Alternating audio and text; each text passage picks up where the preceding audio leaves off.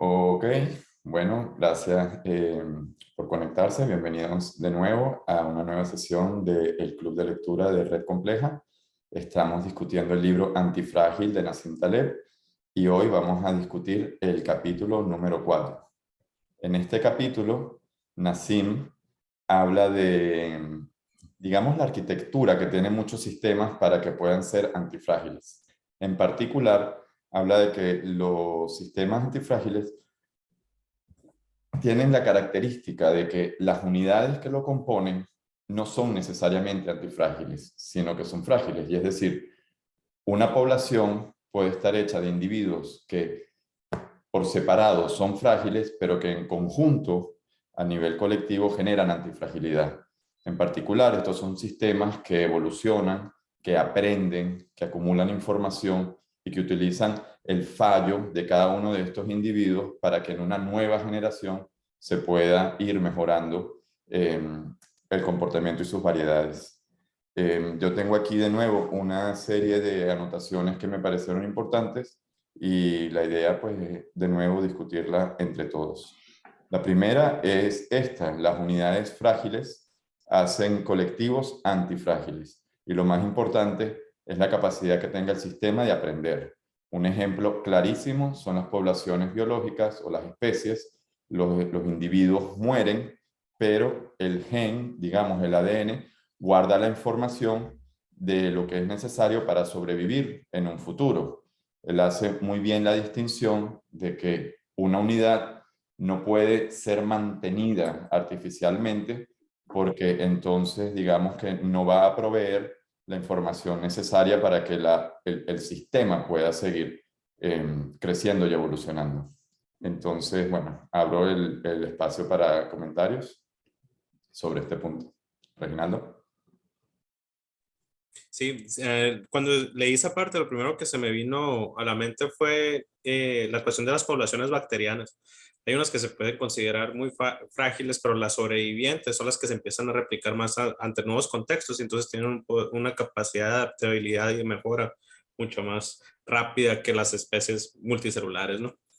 Y también pues ahí se toca superficialmente el aspecto de los antibióticos, que también es un tema muy importante, que diezman toda una población, pero las sobrevivientes son las que llegan a ser una parte de la mayoría.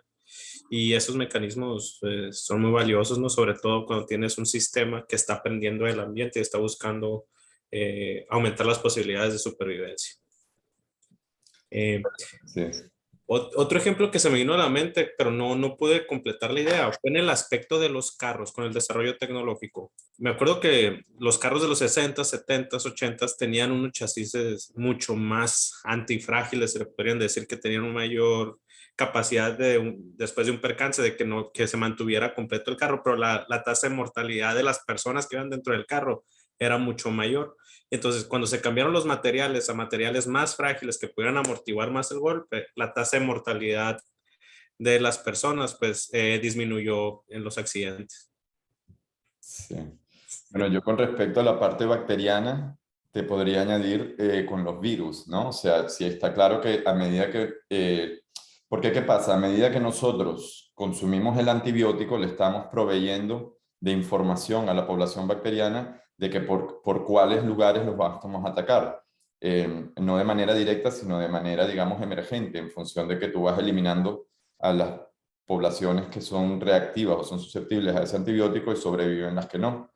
Ahora, tú puedes ver eso en el coronavirus claramente con las vacunas. En el momento que se hace la vacunación masiva, se elimina digamos, las variedades del virus que eran más susceptibles a la vacuna, pero las que sobreviven son aquellas que incluso pueden ser mucho más agresivas que las iniciales, porque las que están sobreviviendo son las que son, digamos, más resistentes. Y aparte, al, al eliminarle la competencia, se empiezan a esparcir con mucha más agresividad que inicialmente.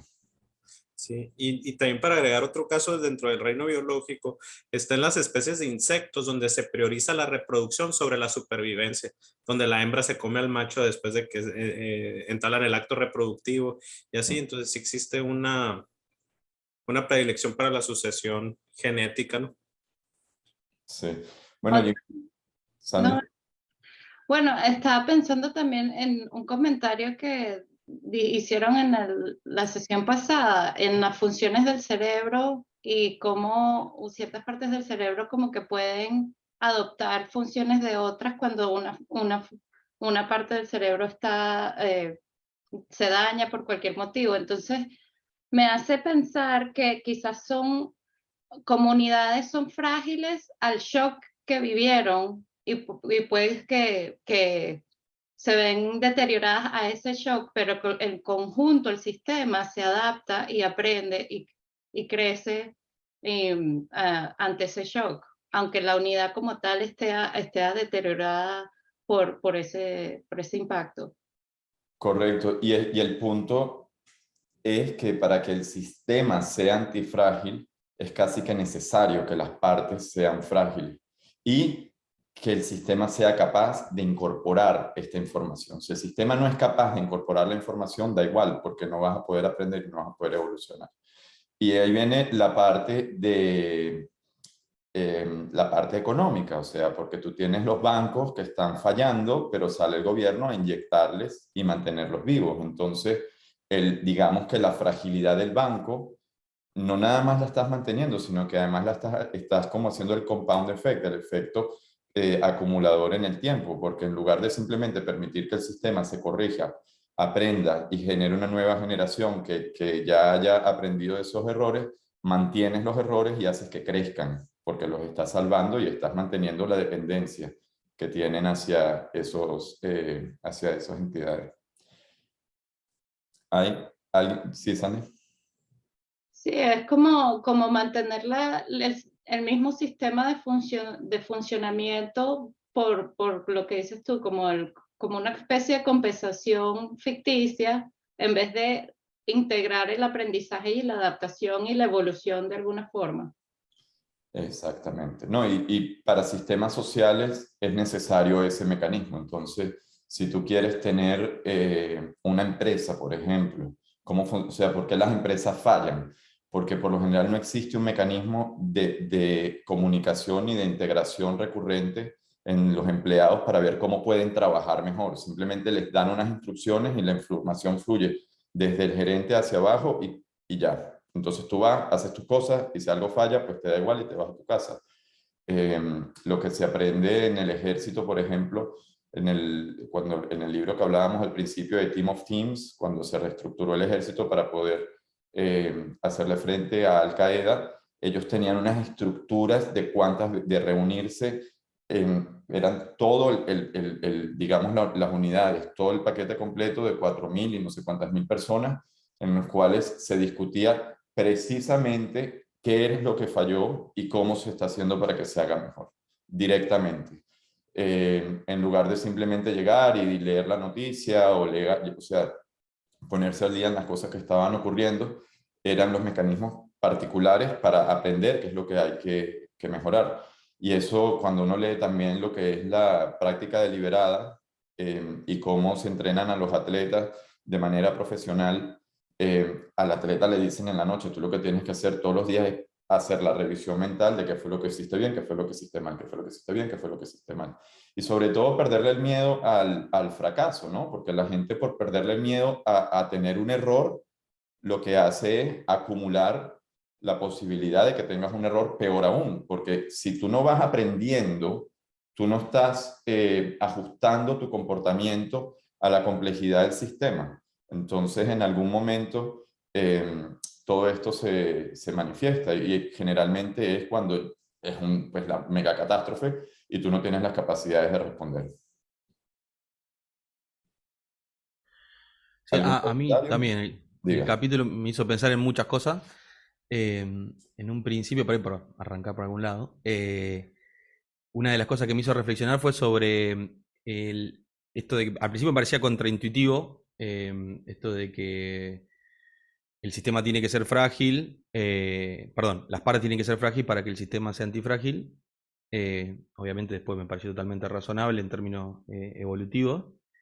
Eh, pero me hizo pensar en algo, esto de, porque digo, la parte en sí misma también es un sistema, solamente que en otra escala. Ujú. Él hace referencia a Mandelbrot después, creo, en algún momento, en el capítulo. Entonces eso me hizo pensar en que la información, digamos, también tiene como escalas. Porque la información que interpreta una escala, la otra escala no la ve directamente. Me hizo pensar en eso. No lo pude redondear demasiado, pero me pareció interesante pensar en términos vos lo mencionabas, de información, digamos, que por ahí escapa a otra escala, pero que esa escala la lee, y cómo ese interjuego entre la parte, el sistema y las diferentes escalas de información también cumplen un rol, digamos. ¿Y tú te refieres a información guardada en el sistema o la información en el ambiente? Porque hay Claro, una no, como una diferencia especie ahí también. de sensing, digamos, del ambiente, que el sistema que está en otra escala la puede leer y usar esas partes, pero que el sistema que está en la escala inferior, digamos, no la lee. Y me hizo pensar también en eso, en la información. Sí. Entonces me pareció interesante eso. Y para hacer una incisión ahí, era la parte que el siguiente punto, que los individuos también somos sistemas y que nosotros, como nosotros estamos tratando, digamos, a nivel poblacional de ajustar los genes y ajustar, digamos, las variedades del individuo para que se adapten al sistema, internamente también estamos ajustando, pues, cuáles proteínas le estamos dando mayor variedad o qué tipo de alimentos estamos consumiendo y los efectos que tienen en nuestros distintos organismos. Ahora, la información y la escala es fundamental porque hay información que es muy relevante en cierta escala, pero que realmente no importa en otras escalas. Y viceversa. O sea, cuando hablamos de sistemas complejos, cuando tú te vas a la escala más particular, al individuo o a su escala local, hay una cantidad de detalle y de información que para el individuo poder tomar sus decisiones son muy importantes, pero que luego esas informaciones cuando escalas realmente son irrelevantes. Sin embargo, siempre hay como 2 o 3 parámetros en sistemas complejos que pueden ser libres de escalas y que lo puedes ver cómo afecta para lo más arriba. Y es cuando hablamos del detalle y de lo que sería el comportamiento colectivo. O sea, cuando estamos hablando de un equipo, por ejemplo, cuando estamos hablando de una empresa, hay cosas de, o sea, cómo tú haces tu trabajo, las instrucciones detalladas de decirte dónde hagas el clic o el micromanagement, eso realmente es irrelevante. Eso, o sea, hay una cantidad de información que tiene el trabajador en su equipo que la gerencia realmente no tiene por qué darle, porque él solo la puede averiguar a medida que él está interactuando con el sistema. Sin embargo, tener acceso a los recursos, tener el feedback de información para que se pueda aprender y una serie de elementos que son fundamentales para que la empresa entera funcione bien, es lo que eso sí se podría ver que escala, ¿me entiendes? O sea, tener una variedad o no tener una variedad en un sistema, dependiendo de la escala en la que estés hablando, va a ser importante o no. ¿Y qué quiero decir esto? Porque hay gente que pierde demasiado tiempo en el detalle y en una cantidad de cosas que realmente son irrelevantes para lo que realmente importa en la empresa, ¿me entiendes? O en la economía, o en, ¿me entiendes? En cualquiera de estos sistemas. Entonces, eso es muy importante entenderlo porque cuando uno habla o cuando uno va a analizar un problema, la gente que no tiene claro que existen escalas y que hay cosas que importan o no, pues te van a marear con, pero es que yo dije, y es como que todo eso, nada de eso importa. O sea, lo único, de todo lo que dijiste, estas 3 piezas de información son las que están realmente determinando el comportamiento futuro o el comportamiento a distintas escalas o el comportamiento a lo que sea el caso específico del que se está hablando. Reginaldo. Ya saltamos, no te preocupes para no retroceder. No, pero no pasa nada, dilo. También yo siento que cuando estamos hablando de personas, existe como que un orden al que nuestra conciencia no accede, pero está ahí presente.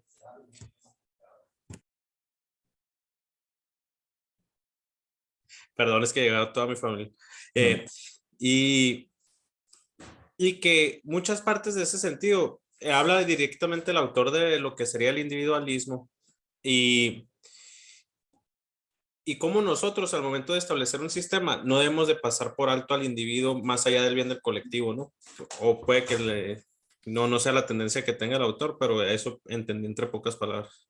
A mí me parece que ese punto o sea, también, a mí me toca la fibra y de verdad no sé cómo interpretarlo del todo, pero él habla de que antiguamente la tribu era lo que determinaba el orden, o sea, el bien colectivo era lo que determinaba el comportamiento del individuo. Tú te casabas con quien tu padre te decía que te tenías que casar porque se necesitaba hacer esa alianza, punto pelota. Si tú ibas y embarazabas a una chica o por acá, eras una desgracia para la familia y te ibas de la familia exiliado. ¿Por qué? Porque digamos que el bien colectivo era lo que estaba por encima de todo. Eso cambió con la ilustración.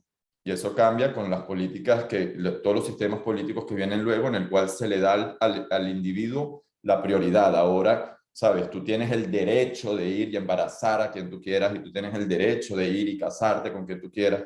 Y está bien, pero yo creo que sí existe un problema en el mundo actual en el cual demasiado individualismo y pasar por encima, por completo del colectivo, está generando una sociedad que, digamos, esa interdependencia que es necesaria para que exista un sistema, se está viendo debilitada. O sea, porque si tú quieres vivir en un sistema, el 100% de tu comportamiento tú lo vas a tener que reducir a un 80%, al menos. Tiene que haber una parte de tu comportamiento que se ve, digamos, no limitada, pero se ve afectada por el hecho de que, bueno, vives en un colectivo y que parte de tus acciones son para que exista ese sistema social y que pueda también, o sea, esa es mi opinión personal, no todo puede ser a nivel personal. Y a nivel de sistemas complejos, lo que se explica es tal cual, para que exista movimiento y acción colectiva, una parte de tu comportamiento tiene que ser compartida y no puede ser simplemente individual.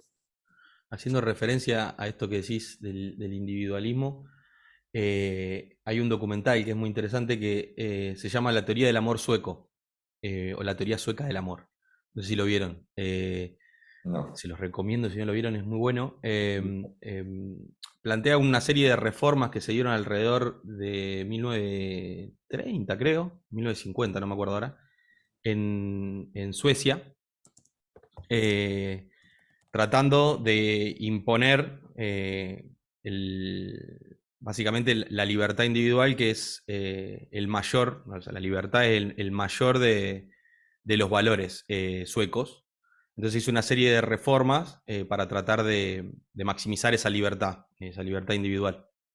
Y es muy interesante cómo lo muestra, o sea, tiene cierto sesgo, ¿no? El documental, pero es interesante cómo muestra el resultado, digamos, el output de eso, de poner la libertad individual como valor supremo y ver cómo la sociedad está atomizada y si bien económicamente todo funciona muy bien, socialmente no, y la gente está muy deprimida y bueno, hay suicidios a tal punto de que hay una oficina destinada del gobierno, destinada a recibir llamados de gente que llama porque hay olor a podrido, porque se murió el vecino en la casa de al lado, hace 15 días que está muerto y nadie se dio cuenta, por el nivel de atomización y de individualismo que tiene la sociedad. Y es un poco si bien todo el resto de los parámetros, no sé en sus países, pero en mi país, los países nórdicos son tomados como modelo de desarrollo, y es bastante interesante que no vean ese aspecto, digamos. Y por otro lado, hace un paralelo con los países africanos, donde la economía y todo funciona muy mal, pero como es una economía de subsistencia, ocurre que las familias, digamos, si uno va a pescar y consigue pescado, lo comparte con el vecino, porque sabe que al otro día le puede pasar a él y porque no hay pescado para todos. Entonces se crea la comunidad. Y básicamente esa comunidad le da soporte y hace que la gente viva muy feliz. Y muestran casos donde, puntuales, digamos, de cómo vive la gente en África y cómo son las comunidades africanas. Y y con la alegría con la que viven a pesar de todo esto. Obviamente que no es ni una cosa ni la otra, ni un extremo, yo creo que siempre la respuesta está en la armonía, pero me pareció muy interesante por esto que mencionás, digo, la importancia de la comunidad. Y en eso aprovecho lo último. Me pareció que es algo que en los otros capítulos me pareció lo mismo, que Nassim habla exclusivamente del mecanismo de la competencia, y creo que en la última parte del capítulo, cuando él hace esto de decir, che, bueno, creo que igualmente los humanos soy humanista, o sea, se declara humanista, y se encuentra como con una contradicción, porque dice que tenemos intereses como raza, que deberíamos privilegiar el interés del individuo, del humano, por sobre el de la naturaleza.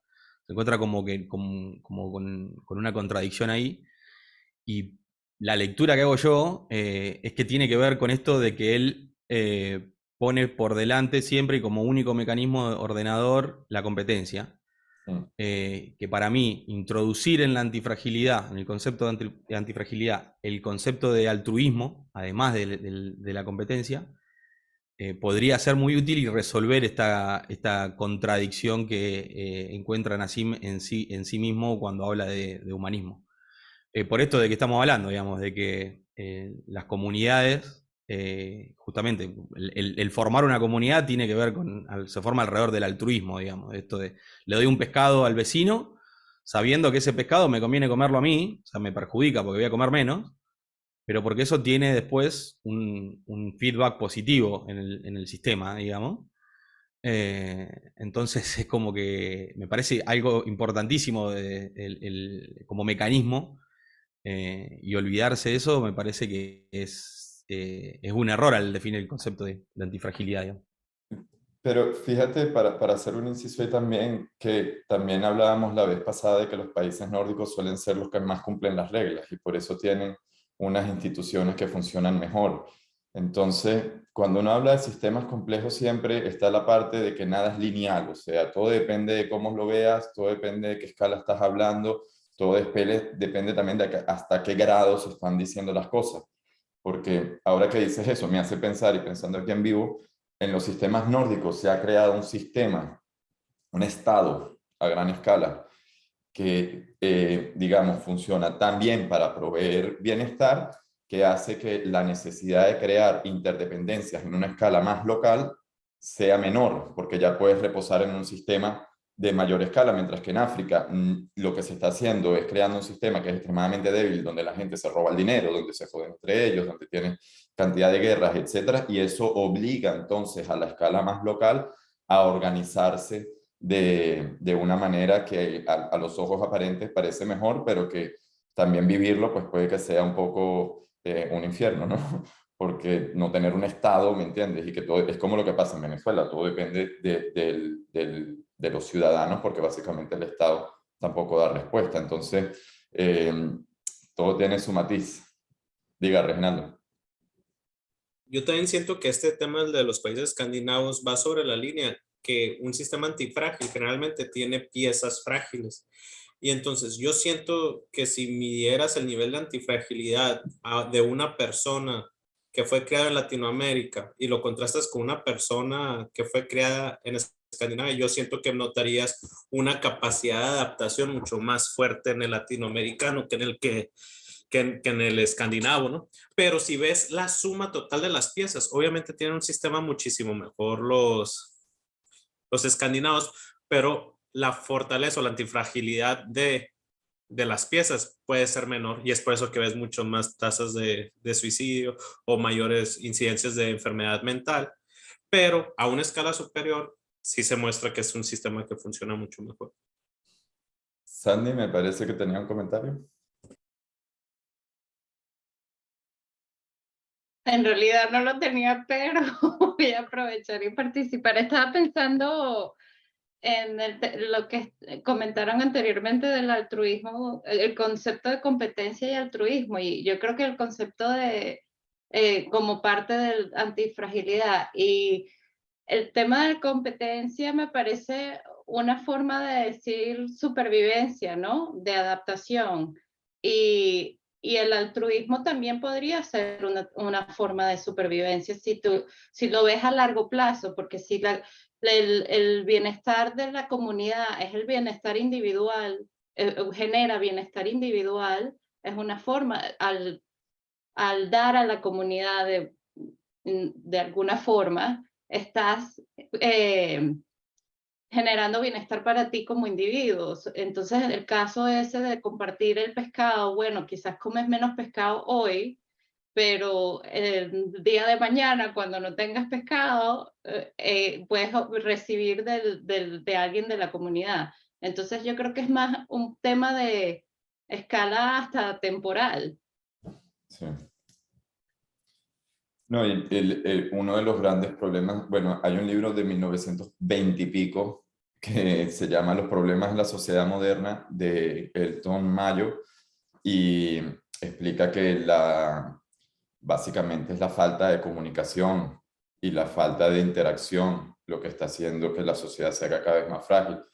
Él trabaja con la parte del trabajo y dice que antiguamente estaba el modelo de apprenticeship, de aprendiz. Tú tenías o sea, tú querías ser, yo qué sé, carpintero o alguna de estas profesiones que son más como artesanales, entonces tú ibas y te volvías aprendiz de alguien que ya era, con una serie de estudiantes y se generaba el trabajo. Era no únicamente un lugar para producir dinero, sino además un lugar donde tú practicabas la relación social, donde tú generabas relaciones con otras personas, donde aprendías a discutir problemas, donde aprendías a hacer todo este tipo de historias, y eso generaba pues un tejido social mucho en el cual la generación de interdependencias y poder colaborar, etcétera, se hacía mucho más fácil que cuando se introduce el modelo industrial a partir de los años 1800, en los cuales existe un tipo muy definido de tareas que tú tienes que hacer. Llega la persona, le da los botones, tú no tienes que hablar con más nadie.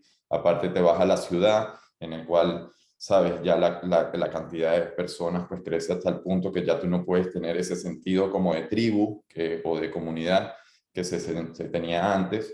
Y fíjate que yo le estaba leyendo ese libro justamente cuando ocurrió el coronavirus, y en el coronavirus decían, no salgas de tu apartamento, no hables con nadie, no sé qué tal, esto y lo otro. Y yo pensaba, es todo lo contrario. O sea, lo que se debería hacer es la organización en cada uno de los edificios bien, ver quiénes son las personas que están más susceptibles que otras personas y que los jóvenes puedan ayudar a ir a buscar la comida, a hacer el mercado, o sea, autoorganización en lugar de una mayor atomización. Y es la sociedad en la que vivimos, ¿no? Una sociedad desagregada.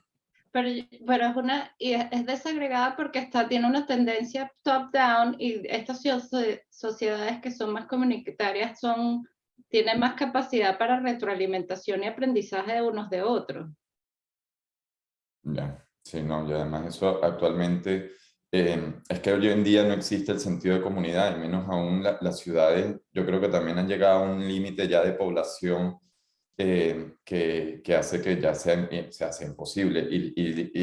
La forma en que se organiza, además, está en el mismo diseño de la ciudad, y eso es parte de lo que habla, ¿cómo se llama él? Scott, no, James Scott. Él dice, seeing like the state, viendo como el Estado.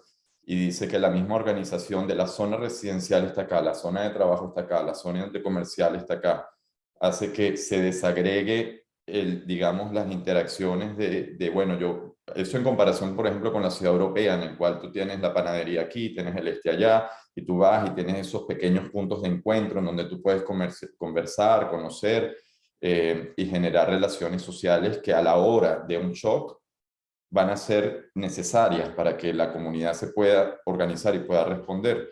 Mientras que en un modelo, por ejemplo, en ciudades americanas como Miami, en el cual todo depende de que tú te montes en un coche y vas de un espacio privado a otro espacio privado, a encontrarte con gente y vuelvas en tu espacio privado, otro espacio privado, y no se genera nunca esa interacción, pues se queda en una sociedad mucho más frágil todavía, y que se demuestra incapaz de resolver problemas tan básicos como ¿cómo se llama? Cómo nos organizamos en el edificio para resolver el tema de la comida durante una crisis como el coronavirus.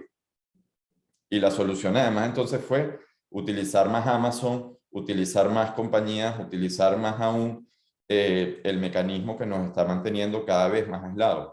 Entonces, ahí es cuando uno ve ese efecto entre el individualismo y el colectivismo. El problema es que la gente piensa muy linealmente. Entonces, si tú criticas el individualismo hasta cierto grado, entonces ellos se van a ir completamente hacia entonces todo tiene que ser regido, como que todo el mundo junto, etcétera. Y bueno, y las tendencias políticas que ya todos sabemos.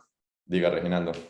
Sí, pero yo siento que sí se puede hacer un juicio axiológico, qué exceso es peor que el otro. O sea, el exceso de individualismo sí trae muchas consecuencias negativas y sobre todo, pues, aunque suene repetitivo, redundante a una escala individual, pero los excesos colectivistas yo creo que son los que más efectos nocivos han tenido en la historia de la humanidad, ¿no?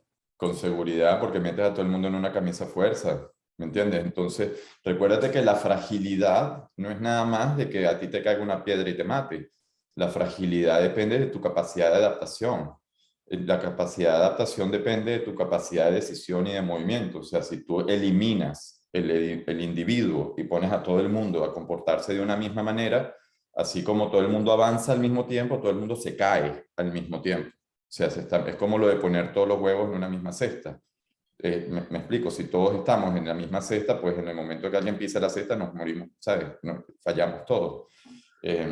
Y simplemente al estar todo el mundo amarrado en una camisa de fuerza, lo que hace es reducir la capacidad de movimiento del sistema, de la capacidad de autoorganización y de adaptación.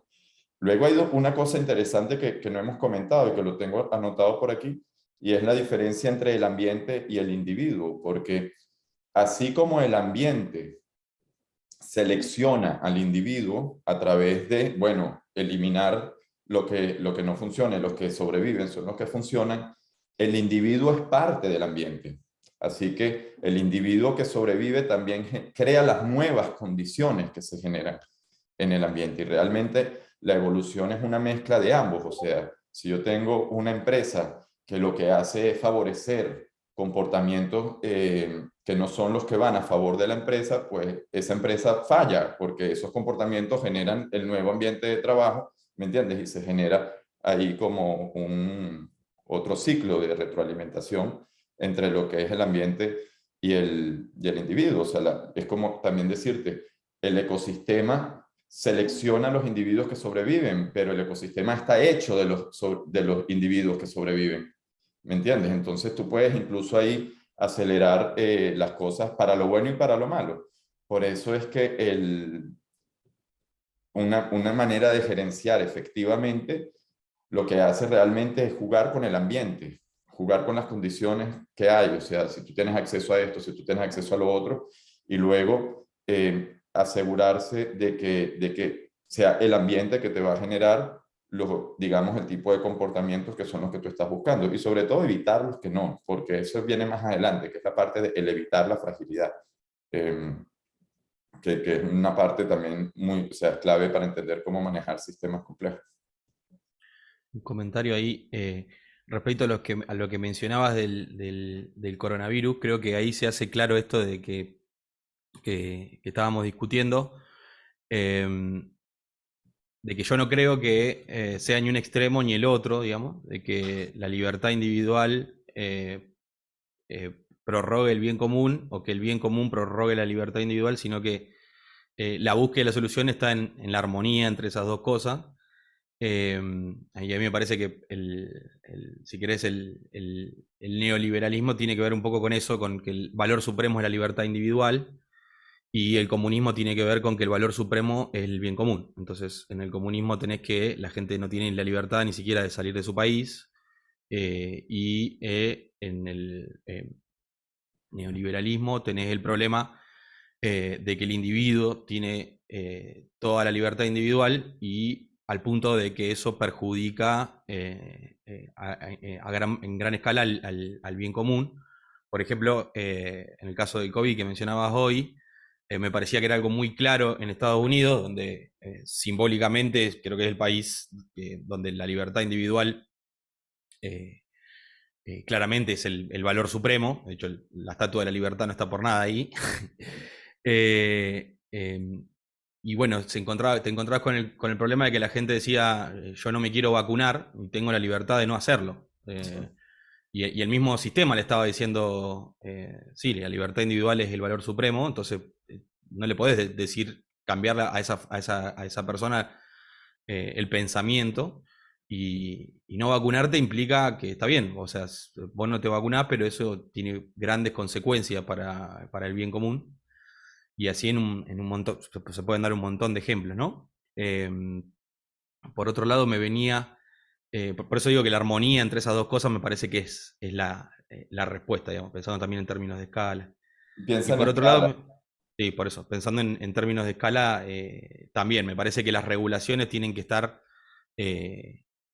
acordes a la escala, digamos. O sea, Eso es el el punto. Estado tiene que existir, no tiene que ser un monstruo que todo lo controla y todo lo hace, ni tampoco tiene que desaparecer, porque también es un problema. Y otra Entonces, de cosa nuevo, de la escala. armonía está ahí, sí. Una cosa de escala es que, ¿qué es el individuo? Porque el neoliberalismo te agarra y te dice que Google es el individuo. Ujú. ¿Me entiendes? Que Amazon es el individuo. Entonces que tú puedes permitir que ellos simplemente se comporten con la misma libertad que podría tener un panadero o que podría tener una persona que tiene un negocio, digamos, de mucha menor escala.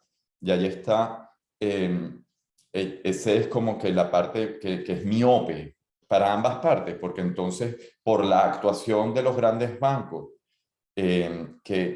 cuyo comportamiento puede afectar negativamente a la población en gran escala, entonces el comunista dice, todo el mundo se tiene que regir por las regulaciones del gobierno, incluso el panadero, incluso el pequeño negocio. Y ahí lo que haces entonces es ahorcar a la economía. La solución realmente empieza por entender que las entidades, dependiendo de tu tamaño, sabes, mientras más grande, más capacidad tú tienes de hacer daño con tus acciones, con lo cual la regulación tiene que, de cierta forma, limitar la cantidad de daño que tú puedes hacer. Pero cuando te estás hablando abajo, o sea, en Cuba no se permitía vender mangos en la calle. O sea, la gran apertura económica de Cuba, cuando llegó Obama, hicieron todo ese pocotón de fotos, es permitir lo que llaman los cuenta propia, que es gente que vende la pizza escondida por la ventana, ¿me entiendes? Porque antiguamente tú no podías hacer nada de eso que no fuese a través del gobierno. Entonces eso es estúpido, ¿me entiendes? Porque al final estás mezclando literalmente peras con manzanas. Y es la visión, digamos, y ambos están cayendo exactamente en el mismo error, que es simplemente no entender a nivel de escalas, irse a extremos, pensar en manera lineal y no entender que realmente el comportamiento cambia en función, empezando en función del tamaño de la entidad o de la variedad. Me parece que Reginaldo quería decir algo. Sí, es que también hay que usar el factor de las regulaciones como un causal de las crisis que también se ven, que son errores de gobierno, ¿no? Por ejemplo, en la crisis inmobiliaria del 2006, el génesis de esa problemática fue que el gobierno metió una legislación con buenas intenciones de querer dar más créditos para que más personas pudieran obtener un lugar.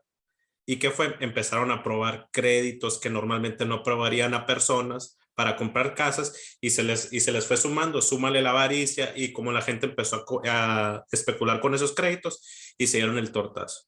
De la misma manera podemos hablar del caso de los guetos en Estados Unidos. El gobierno quería darle más viviendas más accesibles a grupos vulnerables, pero los pusieron fuera de las ciudades y ¿qué fue lo que causaron? El sistema de guetos. Y ahora también el rescate bancario. Uno de los principales mecanismos de autorregulación que tiene el libre mercado es que las empresas deben de quebrar si no están funcionando bien y gracias a la intervención del Estado no se les deja quebrar a las empresas para que salgan las que tengan una ventaja competitiva sobre las otras.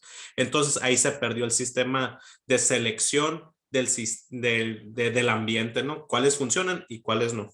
Entonces, muchas veces en aras de prevenir el golpe, terminas aplazando el problema a uno mayor hacia el futuro. Y yo creo que, por ejemplo, aquí nuestro compañero Manuel nos podría decir muy claramente que se siente eso en Argentina, ¿no? Eh, y también el término neoliberalismo, pues la verdad no, a mí no me gusta mucho, ¿no? El otro día estaba leyendo un metaanálisis que se hizo, que de los escritos, creo que del 94 al 2006, que utilizaron la palabra neoliberalismo, más del 85% no se dignaron a definir qué era lo que era. Y entonces ahorita como que se está utilizando mucho en las narrativas políticas y sobre todo aquí en México, por ejemplo, que tenemos al presidente López Obrador, todo es culpa de los neoliberales y crearon como que un molino de viento muy enorme que carece de valor descriptivo, ¿no? Y nomás es mi intervención ahí sobre el tema. Yo creo que la principal diferencia, por lo menos la interpretación que hago yo, es pensar el trabajo como ordenador o no, digamos. Entonces, ahí me parece que hay una corriente, digamos, de pensar que el problema es que si hay o no hay dinero, o sea, una cuestión más bien de financiera o de la bolsa. Entonces, acá en Argentina eso pasó mucho. De hecho, lo estamos viviendo, de creer que el problema es que la gente no tiene plata. Entonces, como la gente no tiene plata, acá se dan lo que se llaman planes sociales, que es, bueno, yo pongo plata en el bolsillo de la gente, o sea, el Estado pone plata en el bolsillo de la gente. Y eso llevó a que haya una inflación muy grande, porque claro, como todos tenían para comprar lo que querían, digamos, empezaron a comprar todos los insumos que querían. Ahora el problema era que esos insumos no se estaban produciendo al nivel de consumo que la gente estaba generando, digamos. Entonces empezó a haber una mayor demanda, pero no había oferta, o sea, empezó a disminuir la oferta. Como consecuencia de eso, hubo una inflación tremenda, estamos viendo una inflación mayor al 100% anual en Argentina, que tiene que ver con eso. Entonces, yo creo que, o por lo menos así como lo entiendo yo, el pensar en el neoliberalismo es pensar en que el dinero resuelve las cosas, digamos, y por ahí una corriente más de pensamiento más clásico, si querés, de la economía, es que el trabajo es el centro de la economía. Entonces, por más que vos tenga dinero o no tenga dinero, si los bienes y los servicios no se producen, es como que para el dinero simplemente representa el trabajo, digamos. Entonces, si corres al trabajo, te olvidas del trabajo, te entras en un problema muy grande, ¿no? Y es que ahí tú ves la izquierda es buenísima hablando de cómo se va a repartir el dinero, pero no hablan de cómo lo van a generar, ¿me entiendes? El dinero tiene que venir de alguna parte. Eh, entonces, ahí yo creo que es importante hacer también esa acotación, sobre todo si hablamos de países latinoamericanos donde ya están prácticamente todos en la misma línea. Eso es puro populismo, o sea, y pensar siempre que el problema del precio es de la persona que lo sube y no del mercado, ¿me entiendes? O de todas estas variables que estás hablando, y que esto se soluciona simplemente imprimiendo más. Yo estoy seguro que esa gente sabe de lo que está hablando, simplemente no lo dicen en televisión y no les importa, porque vamos a ver, o sea, a los políticos lo que les interesa es la política y mantenerse en el poder y sus grupos de poder. Aquí esto trae más un punto que es el último que quería traer, y referente a las regulaciones que hablaba Reginaldo, y es la confianza que tiene la gente, la confianza que tiene a la hora de diseñar una política o de emprender un proyecto o una empresa, y el riesgo asociado a la decisión. Porque Nassim dice, por ejemplo, para una economía es muy bueno que existan pues empresarios que están de una manera sobreconfiada, creyendo que va a salir todo bien, lanzándose y generando un nuevo producto, pero que están corriendo el riesgo y asumen el riesgo de si eso no funciona o no funciona, pues va por ello digamos, se afectan o se hieren ellos, mientras que cuando tú tienes gente que está en una oficina central de planificación o están en una universidad como estas grandes que tanto critican, las cuales se están sacando modelos, pero que realmente ellos no están corriendo el riesgo detrás de si ese modelo funciona o no, entonces eso es negativo, porque al final esos platos los pagamos entre todos. Y ellos no nada más mantienen su empleo, sino que en casos como los bancos del 2008 son rescatados y reciben bonos por haber generado estas políticas, simplemente por el estado de poder en el que se encuentran.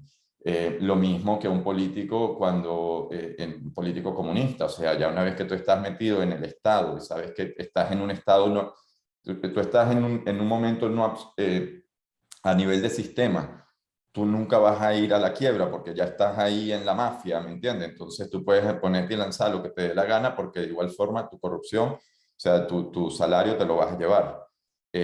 Y esa es la parte del riesgo y las decisiones que también hay que entender como que no todo es blanco y negro, ¿no? O sea, tener confianza en tu modelo, más de la que deberías tener, es perfecto si tú vas a asumir el riesgo de que eso no funcione, ¿me entiendes? Pero si ese riesgo lo estás trasladando al resto de la sociedad, pues entonces esa sobreconfianza es negativa y más bien se debería ser mucho más escéptico con respecto a lo que se está haciendo. Pero un empresario no puede ser extremadamente escéptico porque entonces no probaría ninguna de las soluciones que digamos ingenia. Yo creo que a todos los latinoamericanos nos ha tocado en algún periodo en la historia, sobre todo en los 80s y 90s, de que el gobierno rescata la deuda privada. Y entonces, esta es una frase que yo siento que sí es un punto de unión entre los pensadores más propios de izquierda y los más propios de derecha, que las ganancias se hacen privadas, pero las pérdidas se hacen sociales, ¿no? O se colectivizan y todos terminamos pagando las pérdidas. Pero eso suscita, gracias al corporativismo que se está viendo ahorita. Por ejemplo, una persona que es proponente del libre mercado, él está totalmente de acuerdo que una empresa que haga las cosas mal, que quiebre y se vaya a la quiebra y va a salir otra nueva. Pero ahorita estamos viendo una clase de híbrido donde el Estado es juez y jugador dentro del sistema económico, y es ahí donde genera una osificación, o hace un poquito más estático la movilidad social porque selecciona qué grupos va a privilegiar al momento de distribuir las pérdidas, pues. Y eso al final lo que hace es una sociedad más frágil. Y eso lo que hace al final es que, ¿sabes? Y todo lo que es frágil eventualmente se cae. El Estado no puede ser jugador y el que pone las reglas, porque al final va a poner las reglas en función de su beneficio. Y, ¿me entiendes? Y al final no tiene la misma, digamos, no corre el mismo riesgo. O sea, la economía ideal, según Nassim la describe, es una economía más como un tejido, en el cual si una célula falla no afecta al tejido como un todo, o sea, que tú tengas la capacidad de fallar sin necesidad de arrastrar a todo el mundo contigo.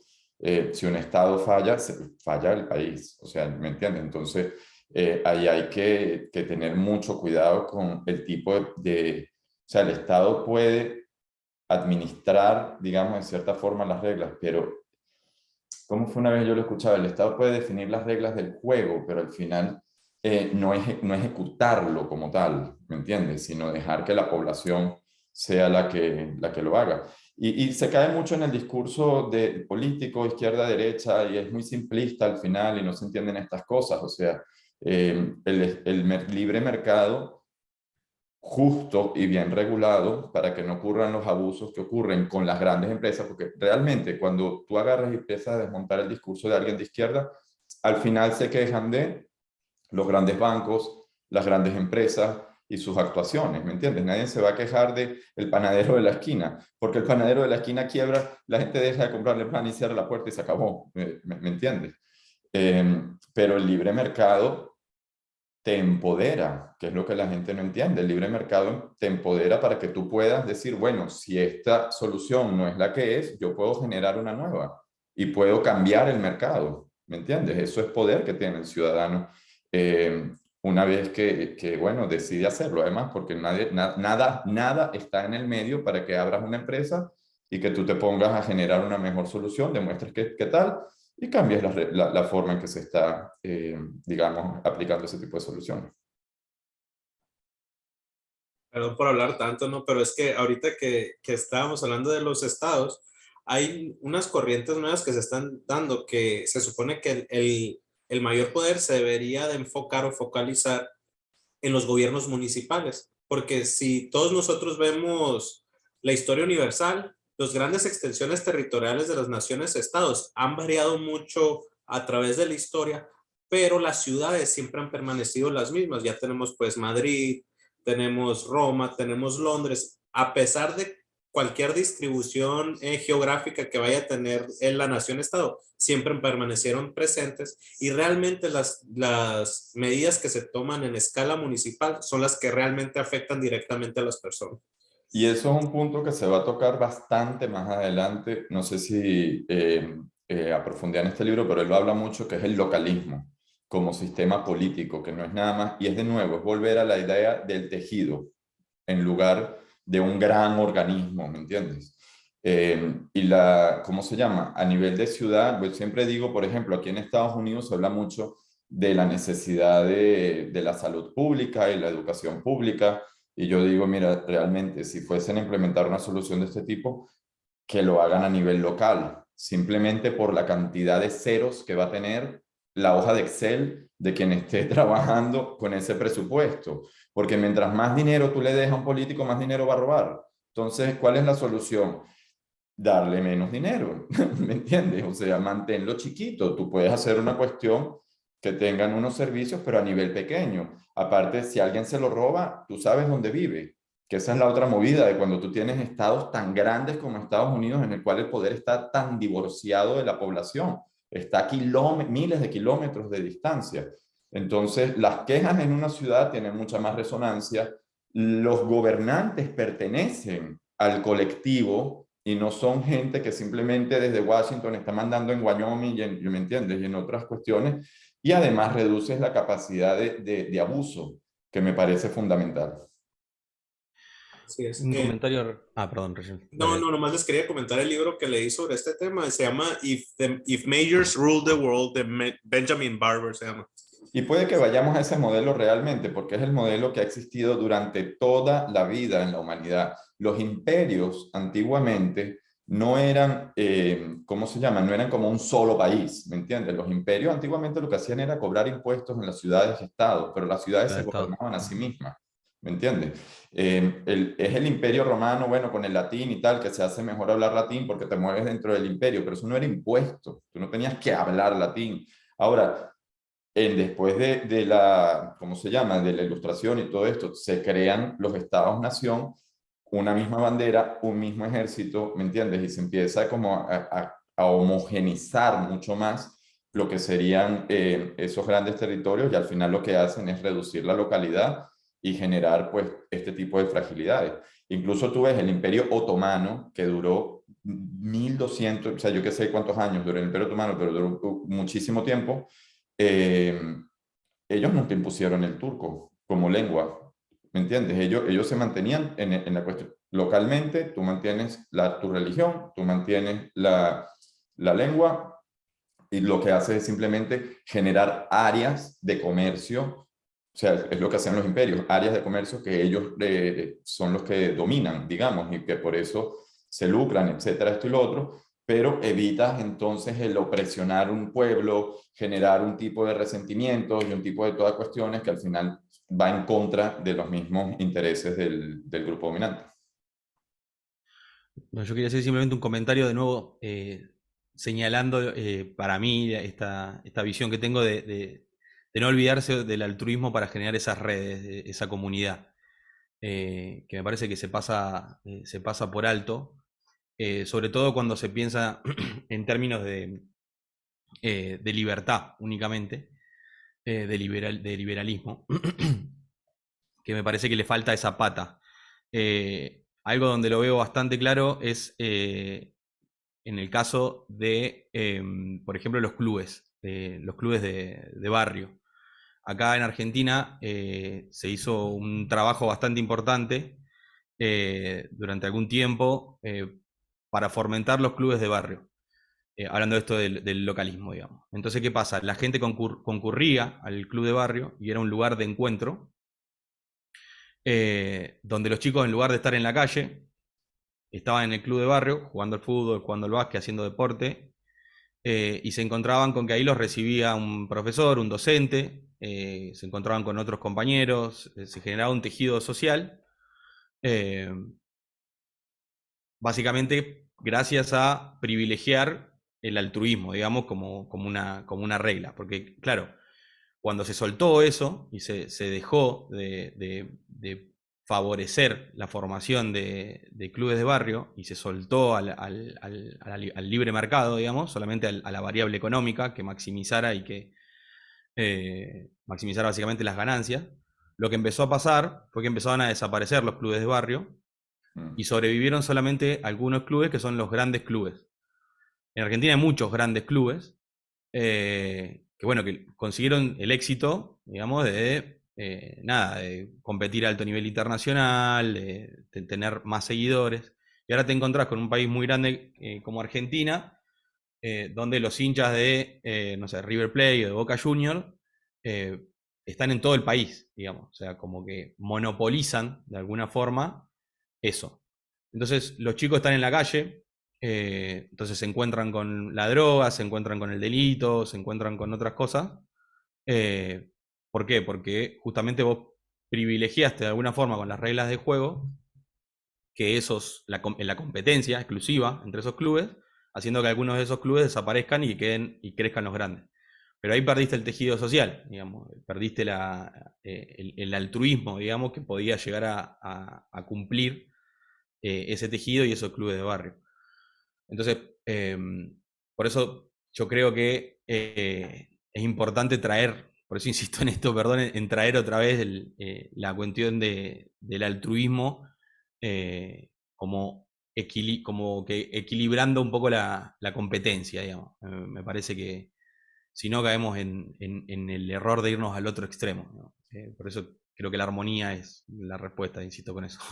Y es la diversidad versus el monocultivo, digamos, ¿no? En realidad, es que es la cuestión de Monsanto. O sea, las semillas en el momento que salen todas del mismo laboratorio, basta con que ese laboratorio cometa un error y nos mate a todos, ¿me entiendes? Mientras que las semillas, cuando están completamente, o sea, cuando son completamente disagregadas, ¿me entiendes? Pues digamos que la capacidad de esparcir el fallo es mucho menor. Para terminar y concluir, Reginaldo, ¿quieres decir algo? Que ya estamos acercándonos a la hora. Yo creo que pasaremos esta discusión para después, porque sobre el tema del altruismo se ha escrito muchísimo, ¿no?